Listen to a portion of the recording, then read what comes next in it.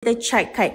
Kita checkkan apa mana yang available. Unit-unit yang available tu adalah unit-unit yang rejected loan lah. Okay, yang rejected loan. Jadi kalau kakak abang nak try, boleh try E6 Service Plus e-car. Boleh ke? Okay, siapa dah masuk tolong ikat tap screen korang. Nur Adila. Siapa lagi tu? Excaliburus. Okay, semua jemput masuk. Kalau studio unit, dia tak ada bilik Wan. Okay, tapi kita punya type A. Yang 243K ni adalah type A, 1+1 bedroom, 550 square feet. Dapat tak Wan?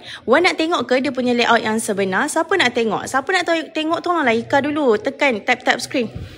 Tap screen, bagilah 1K like. Al punya layout yang sebenar. Siapa nak tengok? Siapa nak tengok tolonglah Ika dulu. Tekan tap screen. Tap screen, bagilah 1K like. Ultradin semua jemput masuk. Terima kasih sebab sudi join live kita. Korang semua dah makan ke belum?